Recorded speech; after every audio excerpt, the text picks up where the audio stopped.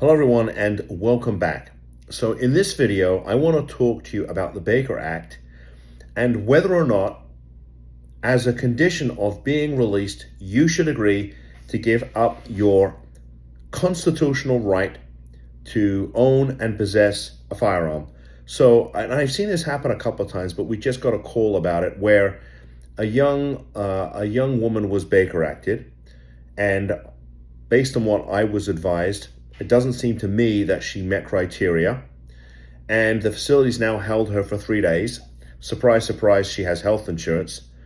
And they have said to her, well, here, if you sign this piece of paper, you agree to give up your right to have a firearm, because I believe there is actually a firearm in the house.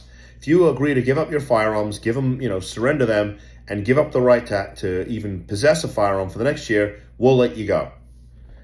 And, we said to the mom, why should she do that? Was she Baker Acted legally? Was it illegal? Does it, what happened? And she said, well, I guess there was an issue. She was having a reaction to some medication, and the mom called 911 because the daughter was not feeling well.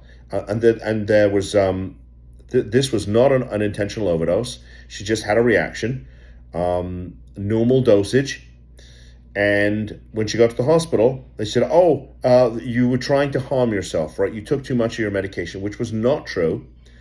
And so she's now been taken from the hospital to this receiving facility where she's been for a couple of days, and now they don't want to let her go.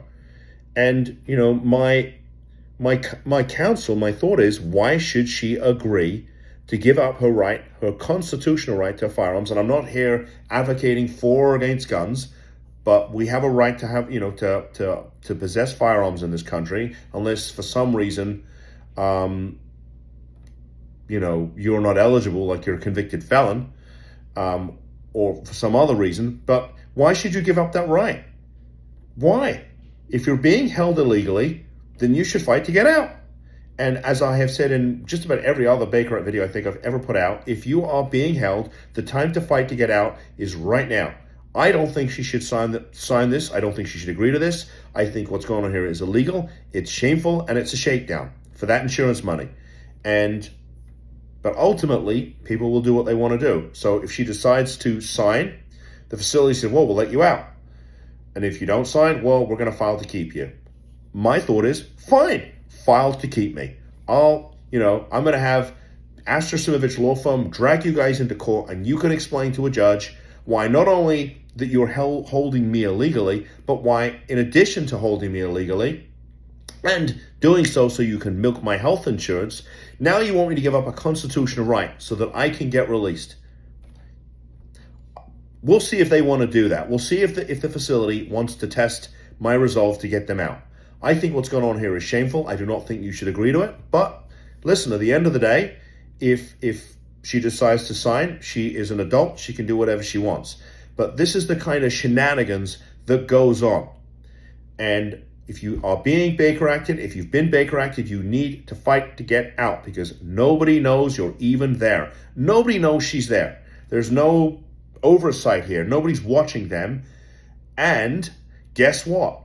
Unless she's physically harmed in the facility, she can't sue for any of this stuff either. She can't sue for any of this stuff either, because the Baker Act statute grants the facility sovereign immunity, because the facility, even though they may even be a private entity, is a licensed agent of the state's mental health system. And as an agent of the state, they're immune. So that's why I say fight to get out, and fight to get out early. I appreciate you tuning in. I'd love a thumbs up. Please subscribe to the channel, and I will see you in the next video. Bye-bye.